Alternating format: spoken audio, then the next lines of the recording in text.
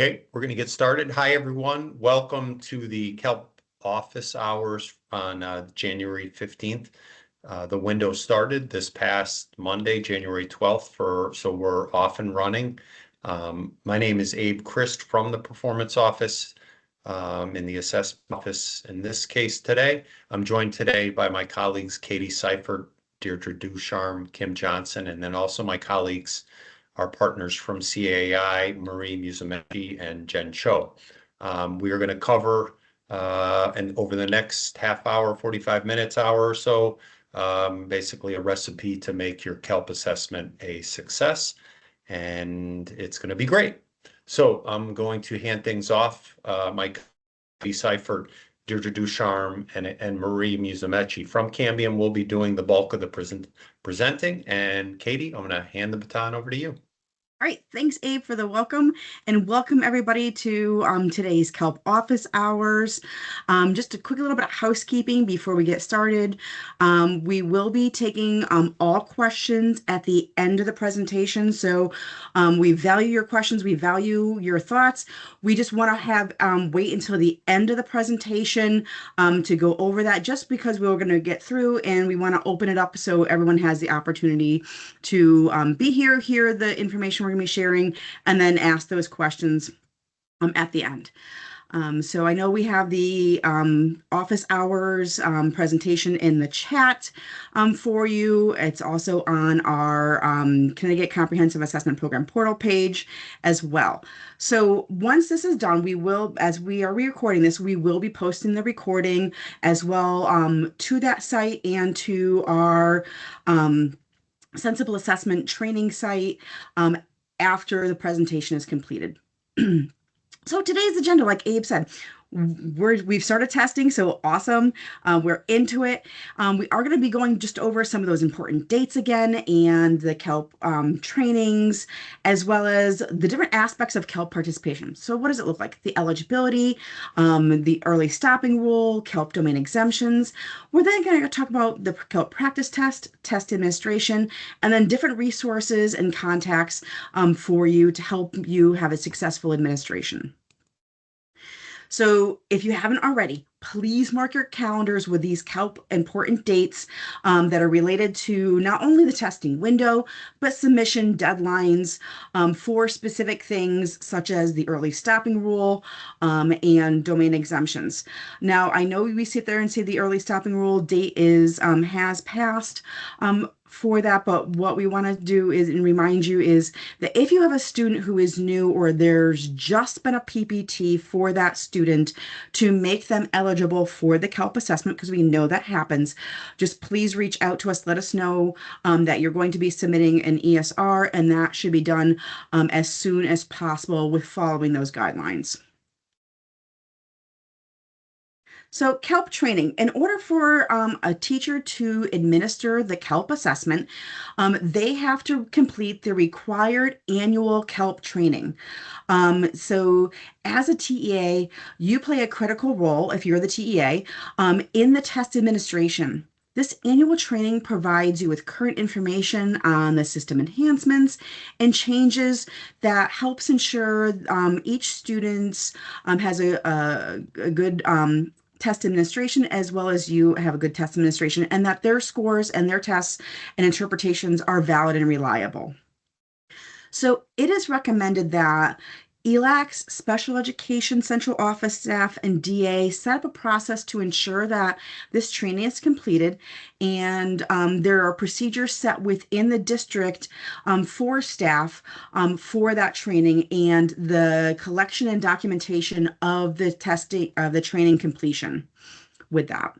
Because the certifications live within ELPA 21, your district should have a process in place. So if you're not sure what your process is in place, please reach out to your DA of how they're going to be maintaining those certificates of completion of the training from ELPA 21. So the mandatory training is live from ELPA 21. We do have on the Connecticut Comprehensive Assessment Program portal page a CAAELP test administration training announcement, and it will have all this information here as well for the resources you'll want to have on hand as you complete the CAAELP training. The first two resources you're going to sit there and see here are if you're new to the ELPA 21 platform, how to log in as a new user. And then if you're a returning user and you just want that little bit of a refresher of coming back into the ELPA 21 platform for this year, there is also a resource for you. So if you're a new user and you are signing in for your first time, the district verification code for all districts in Connecticut is lowercase ELPA 21. If you are an APSEP on this call today, please note that you may not see your district or APSEP listed. You will then sign on for the district that your student has for their LEA when you're logging in for your first time. So some of the things when we're looking at our annual CAAELP training that you want to always be aware of is that the CAAELP training is developed by a consortium that is from multiple states. So with this training, this is going to be an overall Alt-ELPA or CAAELP training. You will see in that training for you to refer back to your state-specific information and guidance. So we've also included that those resources here for you so you can know what those resources are. You have them on hand as you're going through the training. And that's really getting into our eligibility and participation guidelines, our domain exemptions, and our early stopping rule and student response check, as well as our accessibility and accommodations manuals. So it's really important that you have those there as part of that training and you review them prior to administration.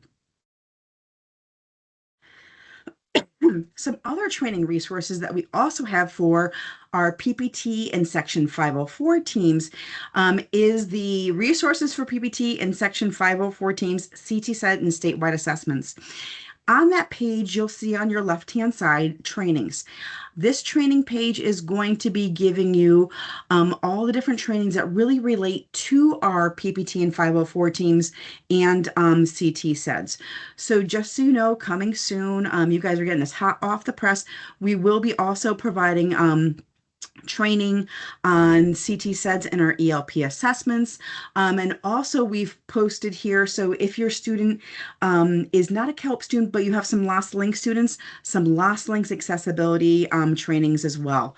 So just know this as a resource for you to bookmark and have on hand. So one of the big things with ELP and special populations is collaboration. If you are an EL/ML educator and you've seen me and my colleagues from the CSDE at any of the RESC meetings, you hear this all the time from me. Collaboration is key for our students between our EL/ML educators and our special education and 504 teams throughout the school year to ensure the following. And it's really to ensure that we are planning for our students who are dually identified. One of the biggest things is with our students who are either kindergarten students or who are newly identified or new arrivals and they're EL/ML and either IDEA or Section 504 is to have that conversation of the eligibility between EL/ML and their disability categories and letting both teams know of that eligibility. This is important because we then need to go in and we need to plan for these students for our summative ELP assessments. And in planning that, it's really important for teams to be aware of our English language proficiency or ELP assessments and their windows and when timelines are for either the specific accommodations for eligibility determination for our alternate assessments and accessibility supports for those students. So now we're going to get into how does a student meet eligibility for our Connecticut alternate assessment system, which includes CAAELP, CTAA, and CTOS. So for a very small percentage of students with the most significant cognitive disabilities, The PPT may determine the student eligible for the Connecticut Alternate Assessment System. Like I said before, that includes the CAAELP. At the PPT, the team will discuss, review, and complete the alternate assessment eligibility form within CT SEDS to determine if a student is eligible for the CAAELP, CTAA, or CTOS. During this PPT meeting, the team will review the student's current level learning profile, current evaluations, to look at, does the student meet eligibility using the criteria set forth in the Connecticut Alternate Assessment System eligibility form. The team will need to review and document the following evidence for that student to determine if they are considered a student with the most significant cognitive disability.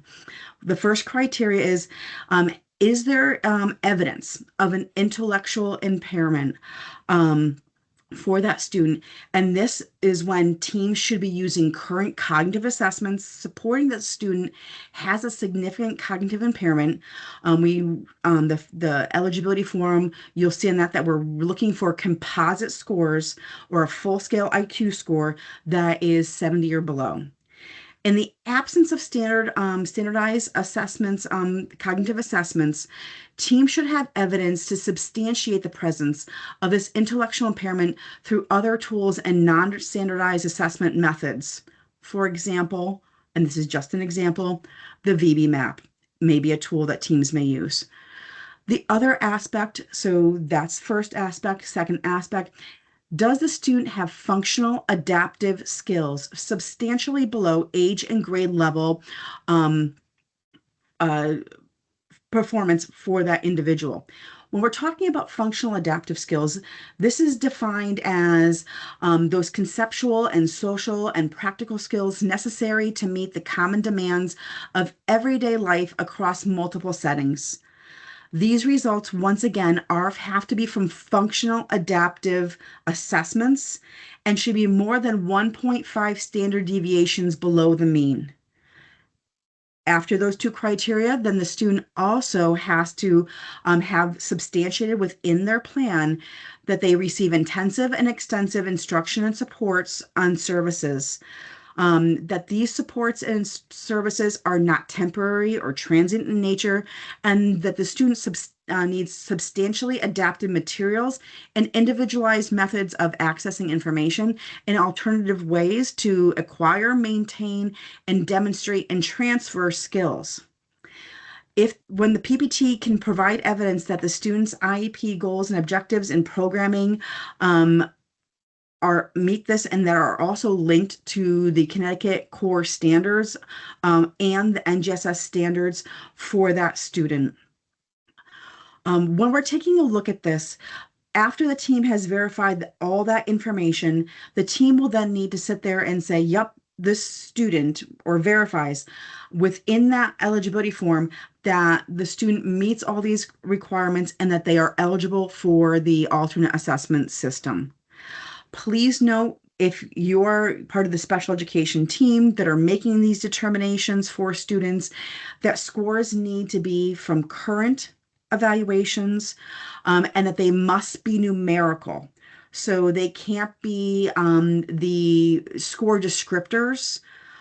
They must be numerical scores for those students when filling out this form.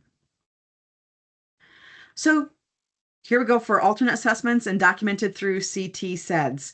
So when we look at that eligibility form in CT SEDS, the team is going to go to the state and district testing tile in CT SEDS. As this form is being completed in CT SEDS, it should be through the PPT process. You're going to complete that verification sections. The other thing to note, and as a tip, is as the teams are planning, is to ensure you're planning for the grades that span the duration of the plan. So if the plan spans 2 grade levels, ensuring that those 2 grade levels are selected in CT SEDS in that district and state testing tile. If that grade of enrollment is not selected, then they may not have access to CAAELP. Once the IEP is finalized and implemented in CT SEDS, they will then sync from CT SEDS into TIDE to turn on the alternate assessment indicator in TIDE. Please note that this can take up to 48 hours once that plan is both finalized and implemented in that CT-SEDS platform to TIDE. Sorry. So this is an example of what PPT review in the completion in CT SEDS. So the PPTs can go in and as they're in the district and state testing tile, one of the biggest things to be aware of is the question that you're going to see on your left-hand side. So, and that is looking at is the student being considered for the Connecticut alternate assessment system? If the team is feeling that the student would be alt eligible, they must click yes and then hit save. After they hit save, then the Connecticut alternate assessment system eligibility form will populate for that student in that section of the CT SEDS dashboard. Teams will complete this as part of that process, like I said in the PPT, and then click save. For those of my friends who are on this call who live in CT SEDS, save is such an important thing to remember to click before moving on. So when you're looking at how we were going to be eligible for CAAELP participation, we do have the CAAELP participation guidelines here for you. This does go over everything that I've already talked about as far as eligibility, but then it's going to also go into what we'll be covering next in our presentation, which is going to be the early stopping rule and then domain exemptions for our students with the most significant cognitive disabilities. So one thing I'm just going to come back one slide, is to remember for our students who are in grades K through 2, 9, 10, and 12. It is very important for PPT teams to remember to complete the Connecticut alternate assessment eligibility form before continuing on in the district and state testing tile to the ELP assessment section. This is because you want to ensure that you've completed the eligibility form, which is the only way that a student is then determined eligible for the alternate ELP assessment or CAAELP. So that is really key for our students who are in those grade bands. So now I'm going to pass it over to my colleague Deirdre, and she is going to walk you through the early stopping rule, or ESR, and student response check procedures. Great, thanks, Katie. Good afternoon, everyone. Most students that participate on Connecticut alternate assessments are able to fully participate in the assessment with accommodations provided by their trained test administrator, or TEA. And this is because students can access the test questions and communicate their responses using their typical mode of communication that is specific to that individual for that student and their individualized learning profile. However, a small number of our students with the most significant cognitive and functional adaptive behavioral needs may not yet have established or demonstrate an observable way to communicate responses in the classroom, and therefore when participating on online statewide assessments. So the Connecticut State Department of Education has developed a process for identifying and supporting students prior to the start of the test window using a special test code status called the Early Stopping Rule, or ESR. Students that qualify will not take the CTAA in Math and English Language Arts, or the CTAS assessment, which is our alternate assessment, science assessment in grades 5, 8, and 11, or CAAELP if the student is identified as an English learner, multilingual learner with the most significant cognitive disability.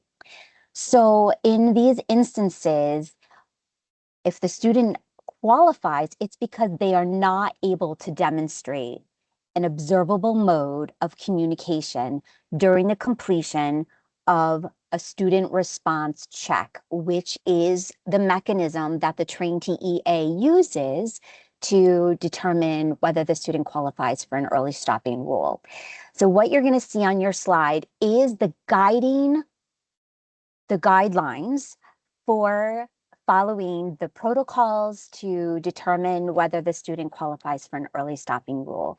And this document is quite comprehensive. It gives some forward information about what we mean when we talk about observable communication, modes of communication. And we also we provide the specific steps that the teacher is going to follow when administering the student response check.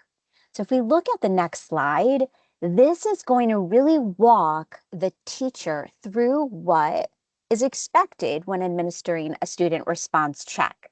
So first of all, there are 3 student response checks that should be administered on 3 separate days.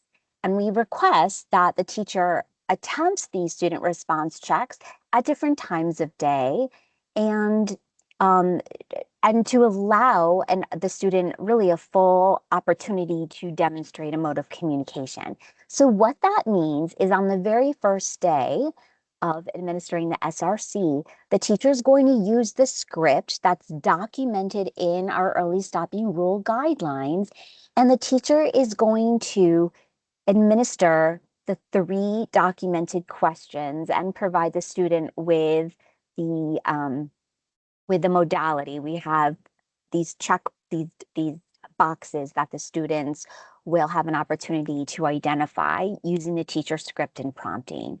And as the teachers implementing these student response checks, the teacher will document the students' observation, or the teacher will document their observations as well as the students' behavioral reactions and responses to the assessment. But really, we're not measuring student behavior. We're measuring whether the student is able to provide a mode of communication. We know kiddos use screen readers, they use different types of assistive technology and communication devices. So are those students able to communicate and provide a response even with the use of the devices, even if they're in their early stages of trialing? So in the instance that the student's not able to respond, even with prompting and the interaction that happens naturally between the teacher and the student during instruction, if the student doesn't respond, then the teacher will move on to administering this SRC on a secondary day and then repeat the script that's posted in our guidelines. The teacher will administer the 3 separate questions and again, determine whether the student's able to provide a mode of communication. If on any of those days the student does provide a response, then the teacher is going to stop with the trial. And in that case, the student doesn't qualify for an early stopping rule. What the teacher will do is plan to administer the CAAELP to the student using appropriate accommodations.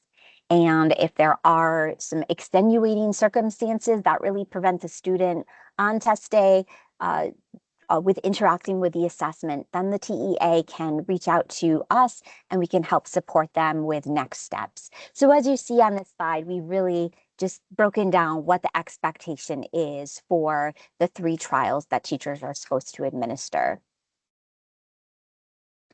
We've included our deadlines for the CAAELP assessment, again, with CAAELP coming up on March 6th. I had to check my calendar for a minute, but excuse me, not March 5th, but January 12th.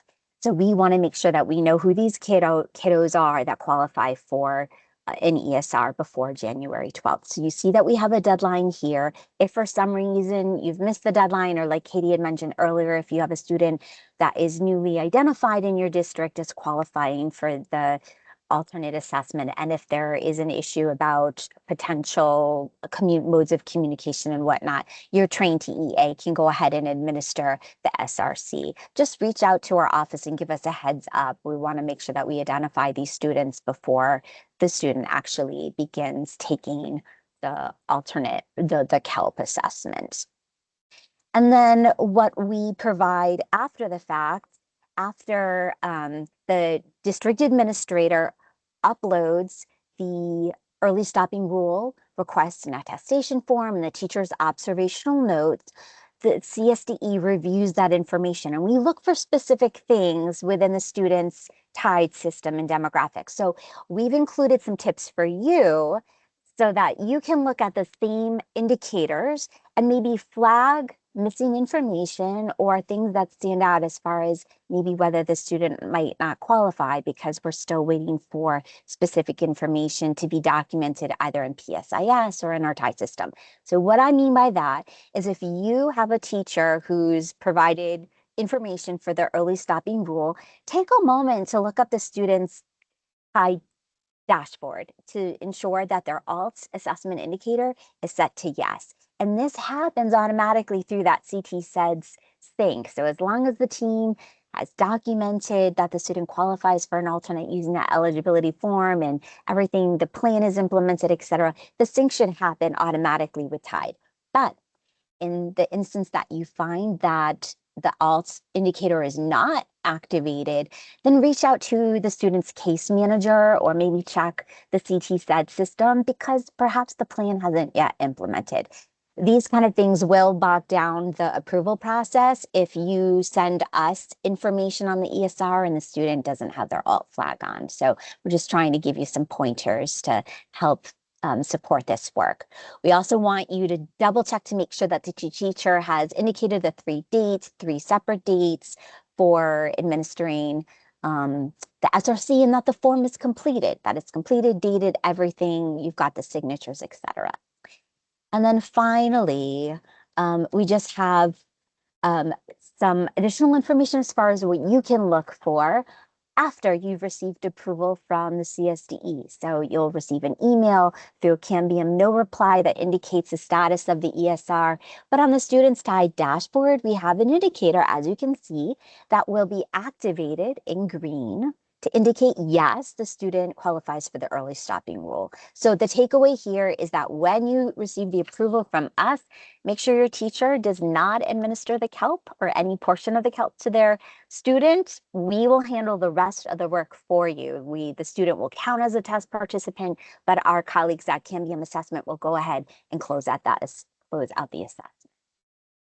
So Katie is now going to walk you through, this is what that looks like, but Katie is now going to walk you through the CAAELP domain exemption process. Thanks, Deirdre. So just real quick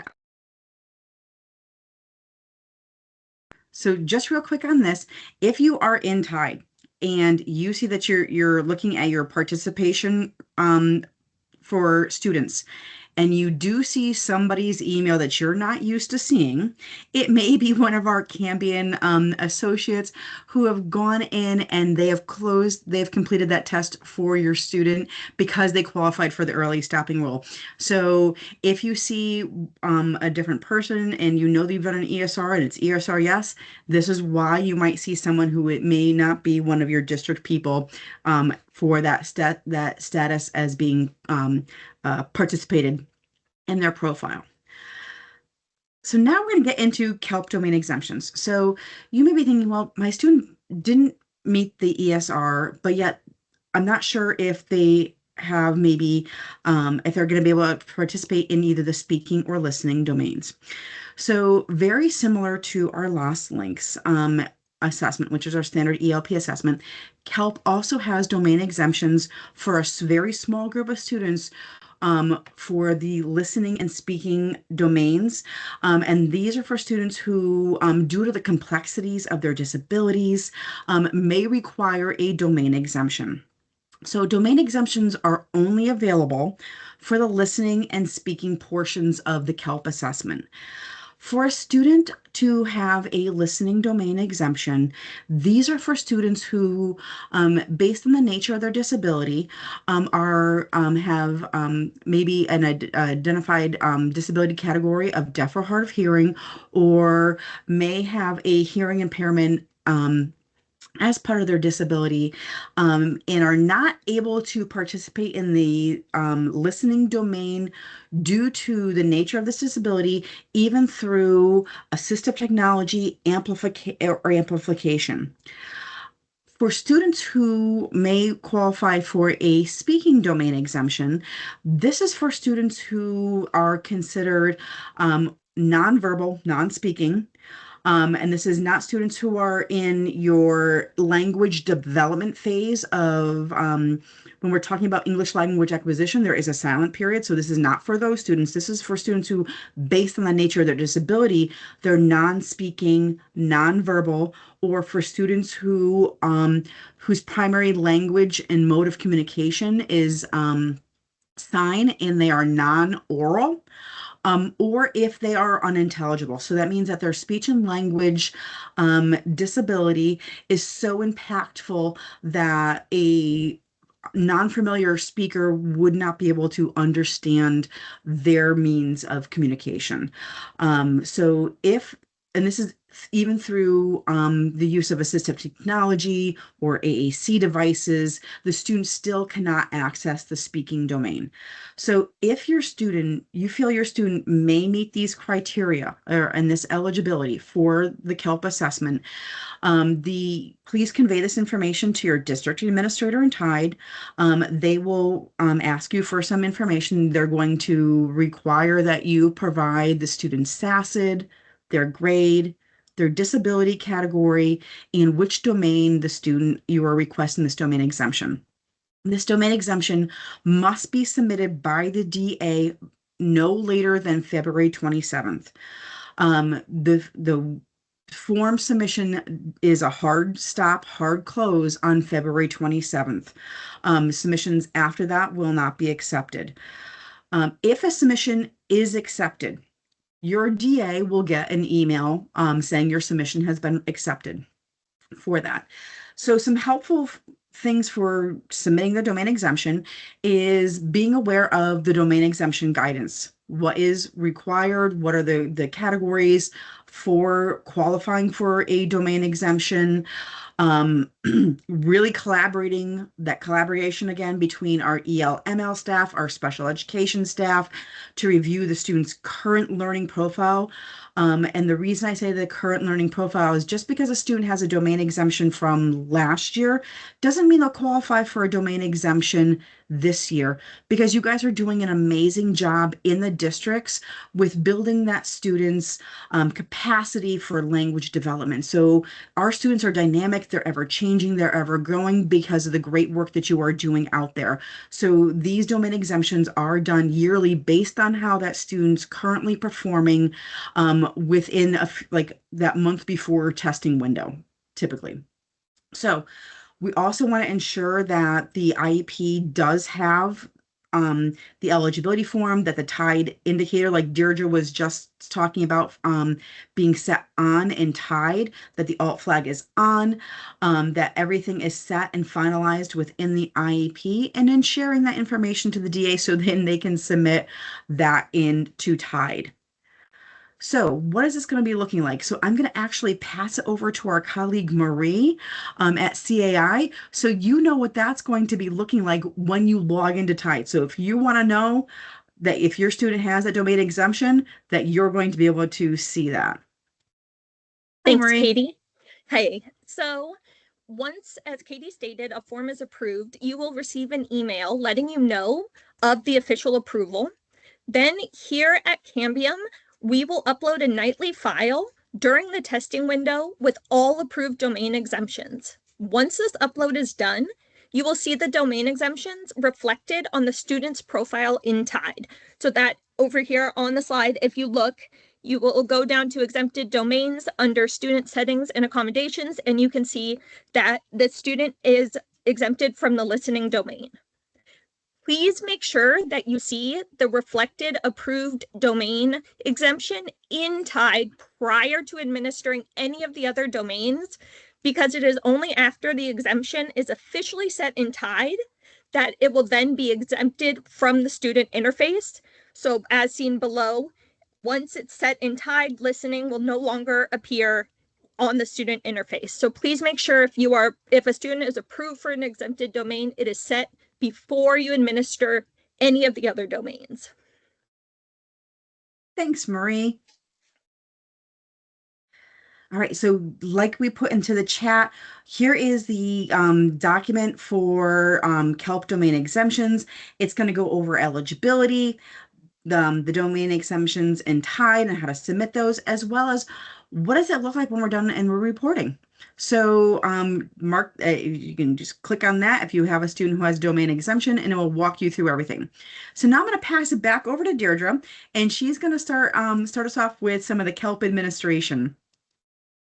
Great, thank you. So if you administered the CAAELP last year or the year before, the information we're covering in the next few slides are essentially the same, but we certainly want to cover some of these topics for our new educators and ELACs.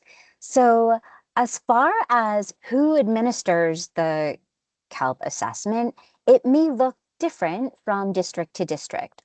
Ultimately, we want to make sure that the teacher administering the CAAELP has a TEA user role documented in the Tide system. And that really needs to be done by the district administrator. And more than likely, your staff is identified as the TEA across grades K through 12 for those kiddos that qualify for the CAAELP assessment. So teachers have to be trained, and the primary way to be trained is to participate in the CAAELP training through the ELPA 21 website that we included in our chat, and it's posted on the CAAELP resources page as well. So we have an online training. You can take the training at your leisure. You just want to make sure that you complete the training in advance of test day. And then as far as what it actually looks like with the student, the teacher administering the assessment can be the student's primary special education teacher. It might be the student's ELML teacher that supports their primary teacher. Maybe it's the primary teacher and the ELML teacher. So again, it can look different depending on the process that you've established locally. The takeaway is, though, we want the educator administering the CAAELP to be the individual or individuals who are most familiar with their student through regular education and their English language acquisition, as well as other services that are provided to their student.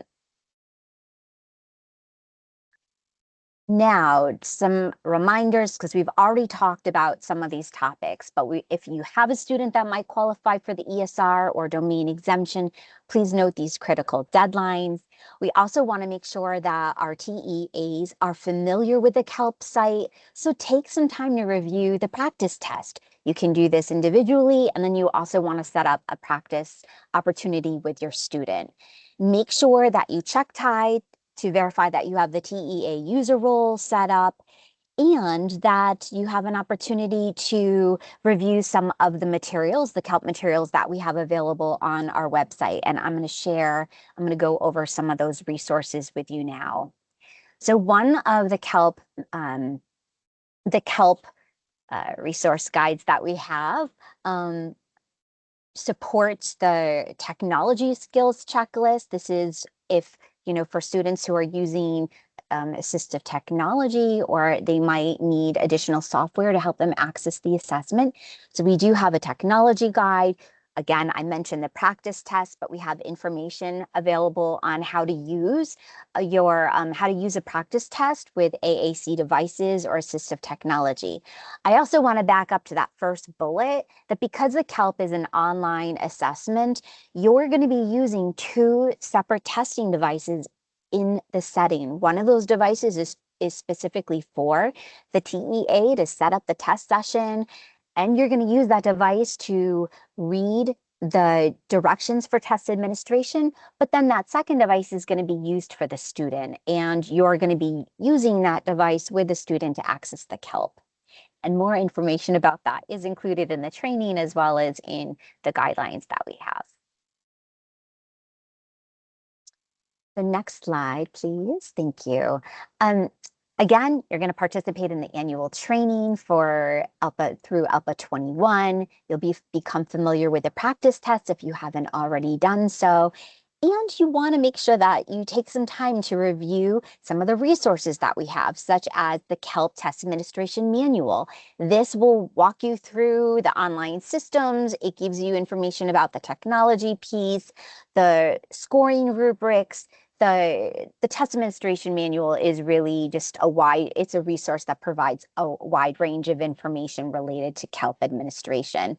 I also want to point out that we have an accessibility and accommodation manual. That's key because you want to be aware of how to administer a CAAELP assessment with the available accommodations, and ensuring that those accommodations align to those that perhaps you're using in the classroom.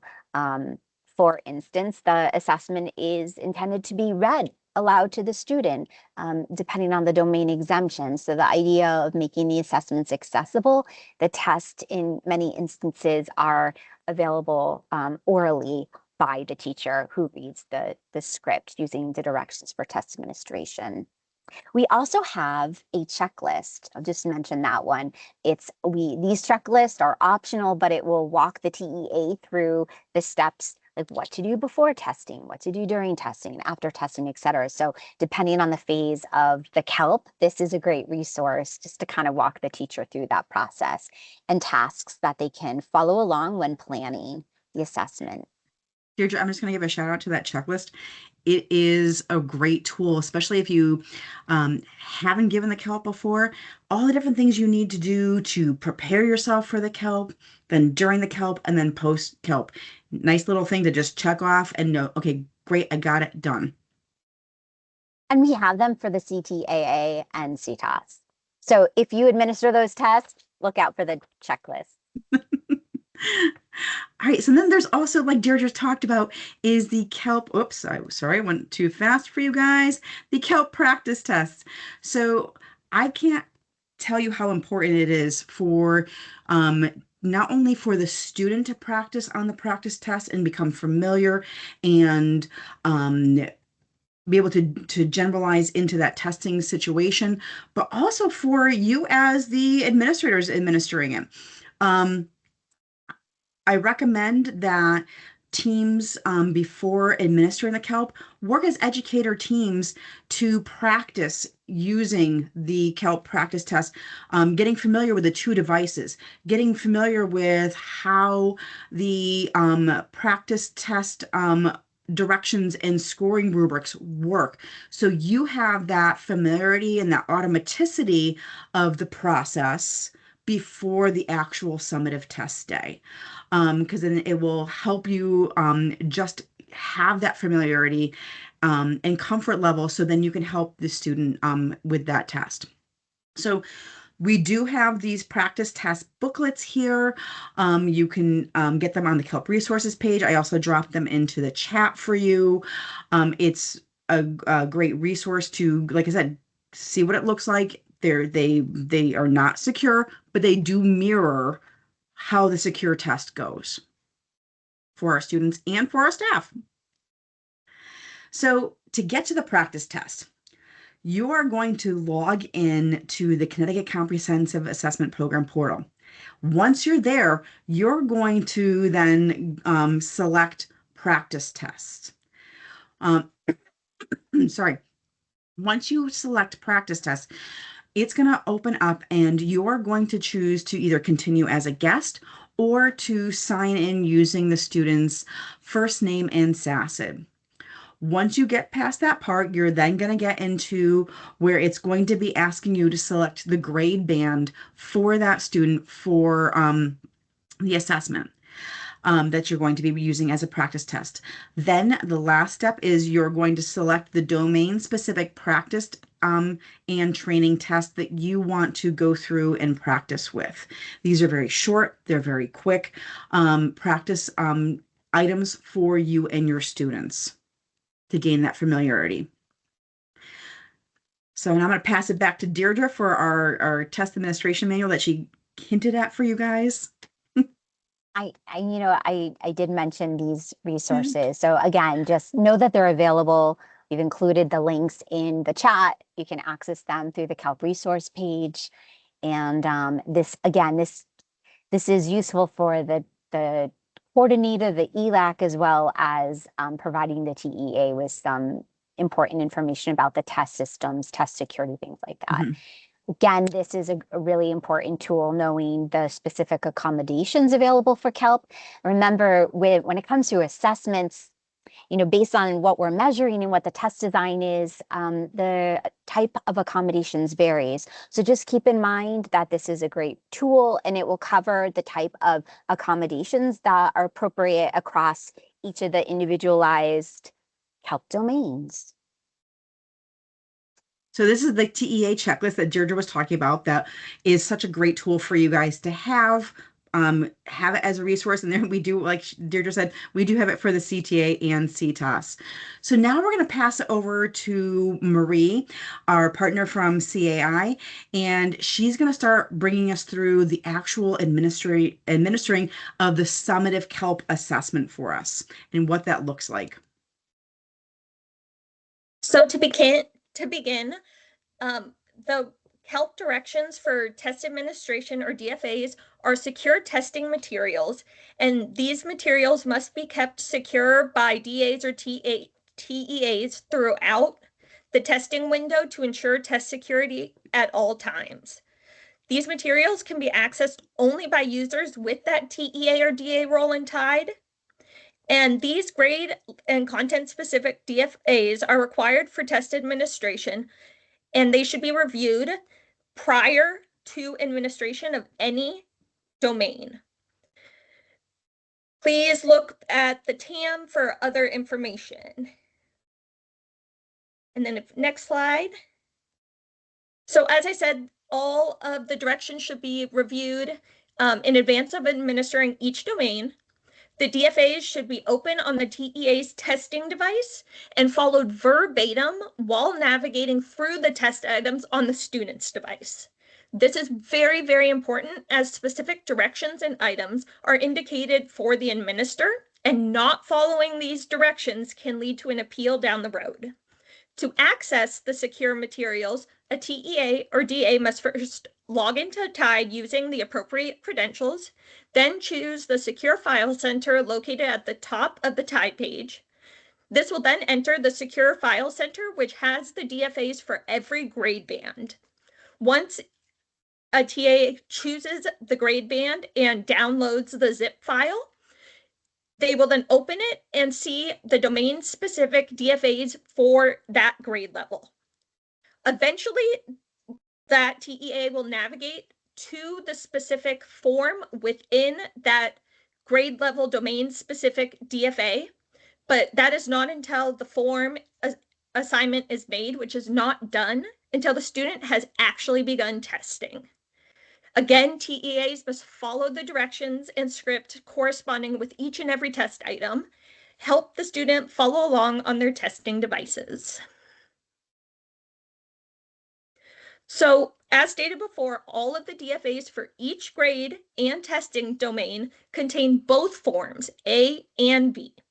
This means that the grade 1 listening DFA, for example, on the screen, includes directions for both forms A and B.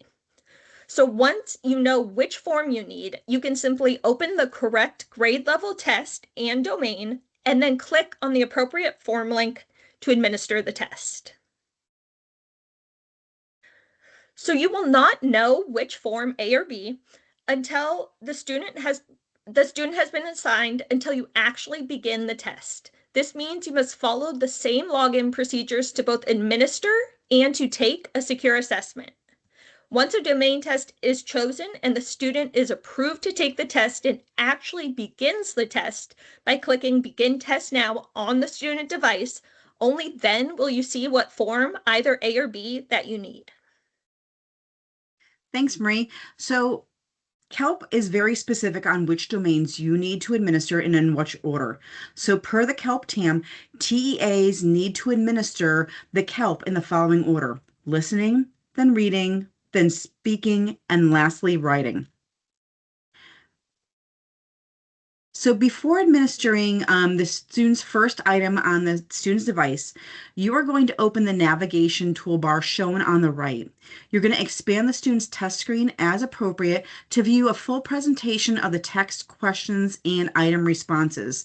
So the CAAELP shortcuts for tools and keyboard commands is going to be a resource that you will want to review and know and have ahead of time. So this is an image of the navigation toolbar located on the top of the student's test screen. Follow these steps each time you start a new test session.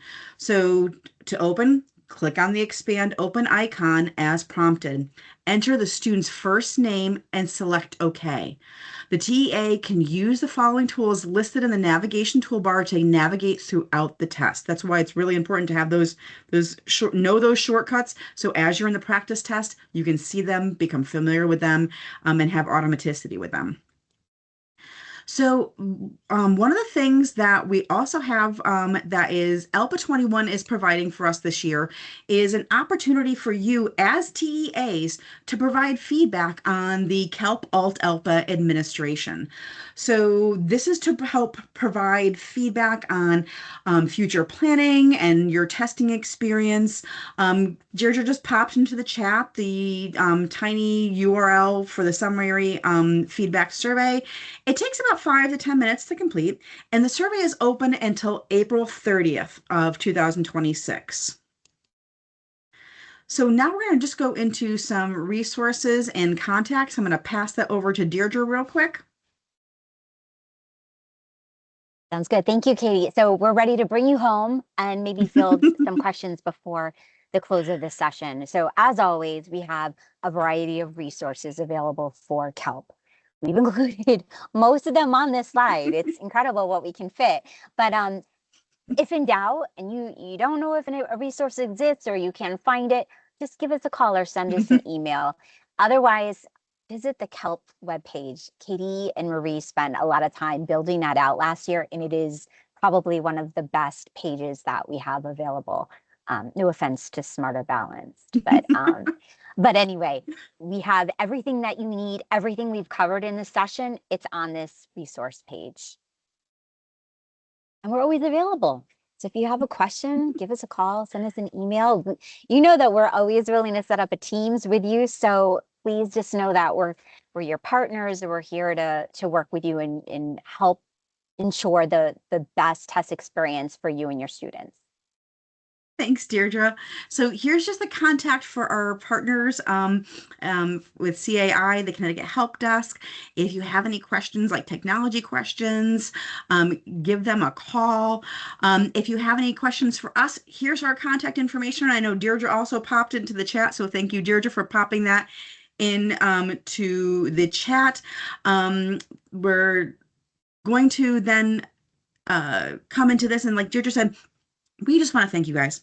Thank you so much for everything you do on a daily basis, for the students that you work with, and all your hard work, and in taking the time out of your day to come and spend some time with us and learn more about the CAAELP administration. So we thank you. And like Deirdre said, we're just a phone call, email, call away. Just give us a call. We'd be happy to help you with anything to support you and your students on this journey through the CAAELP assessment.